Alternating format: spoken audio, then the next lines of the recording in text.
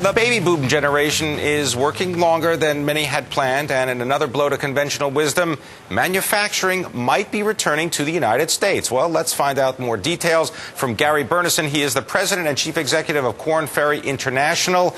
They're leaders in executive recruitment. Gary is also the author of the book, The 12 Absolutes of Leadership. Gary, thanks so much for coming in. I know that you just spent some time in China. Explain a little bit about how you were running Korn Ferry from China, and you have a plan to do it from another location later this year. Yeah, well, we do it every year. And last year it was out of Europe. I'm going to do it again this summer out of Europe. But most recently it was China. And I think that as a CEO, it's important to see people, to see customers, to see employees. That's what you've got to focus on. You get a real, you get a texture and really absorb the culture. So it was a fascinating experience. One of the things you noted about your time spent in China was looking at wage increases, and you connected that to the possibility that maybe some manufacturing jobs insourcing will take place in the United States. I do. I really believe that over the next decade, we're going to see that. The cost increases in China. They're looking at 20 to 30% wage pressure every year with 20 to 30% turnover. So the labor arbitrage that they enjoyed for a long time is slowly evaporating. And I think there's going to be insourcing. As I talk to CEOs here in this country, big industrial CEOs, I think we're going to see that. And I think that's good news for this country. Tell me about the book, right? The 12 Absolutes of Leadership. Yeah. Why 12? I mean, I know about the 10 Commandments or, a baker's dozen, but why 12? It's an even number. All right. I mean, look, leadership is all about making people believe.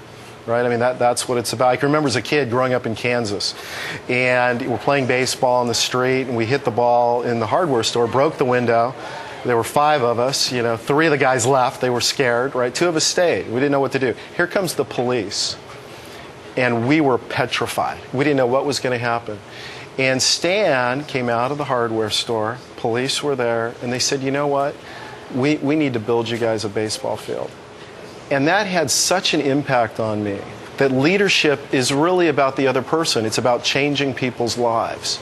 And that's what this book's about. It's about making people believe, and it's about a focus, as CEOs in the what and the how business, but they're also in the why business. And that's incredibly important in terms of motivating a workforce. You mentioned motivating the workforce. Do you get the impression that successful CEOs focus on problem solving rather than who's to blame for the problem? It depends. I mean, look, there's such a focus today on instant gratification. I mean, the average tenure, I've been the CEO now for 5 years. The average tenure is 4.6 years. So I've already lived past. You're already worried. I'm already worried, right? There is such a focus on instant gratification. And, the problem with long-term investing is that it's long-term. The pressures are intense. You've got to be all in all the time.